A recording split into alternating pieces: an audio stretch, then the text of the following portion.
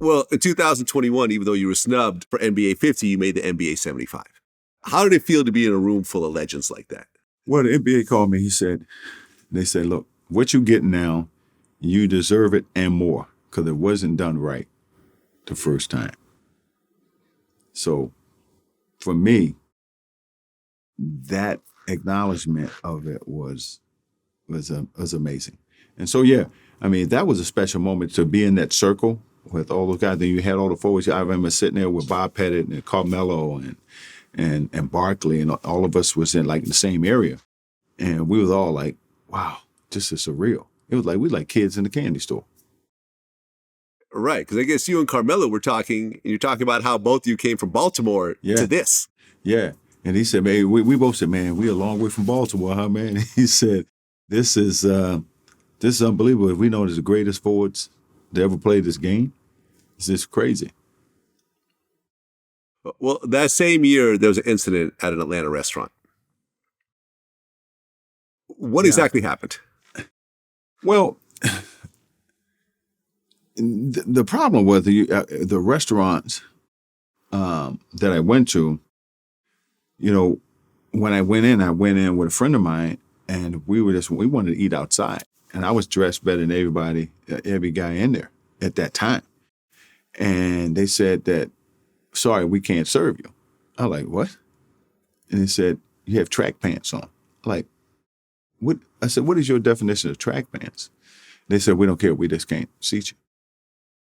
And they went back and forth. There's nobody sitting outside.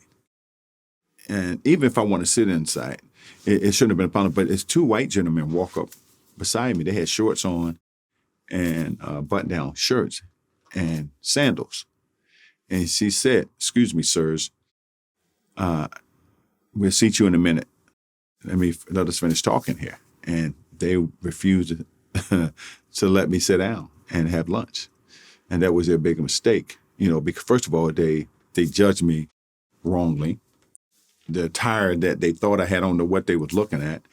And people like that should never be in business, ever. Because people spend their hard-earned money to come and patronize your establishment, and you treat them that way. And it was crazy. This is like 1 o'clock in the afternoon, you know. So to say I would never eat at that place ever again is an understatement. But it's wrong. Right. And I think to me, I hope they shut down sometime soon. If they're not shut down already, they need to be. Right. The restaurant you're talking about is called La Bibliothèque, something like that. Bibliothèque, I don't like the name. In Buckhead. Right. And they issued a public apology, but it means nothing. It means nothing because you're just trying to cover your butt. You haven't not admitted what you've done to other people you've done that to. I can stand on my own face, so it doesn't matter. But how about the people who can't speak for themselves at a platform that bring them some justice, right? And so, yeah, I got all kind of apologies and wanted to get private apologies. I'm like, no, I'm not going to do a private apology. No one, so you give me a private apology, no one hears it.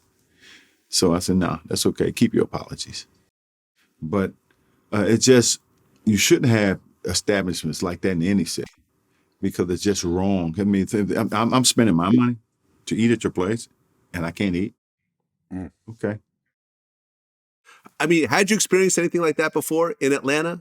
Because, I mean, Atlanta, listen, you know, for example. I've been to better restaurants in Atlanta. Many, many, many restaurants, from the Chops to the Bones to the Lobster Bars to, you know, to Rap and Steak. I've been to all those places and they treat you like family.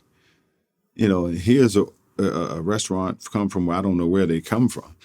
And you bring a really skewed mentality to a city that's more diverse than that, you know.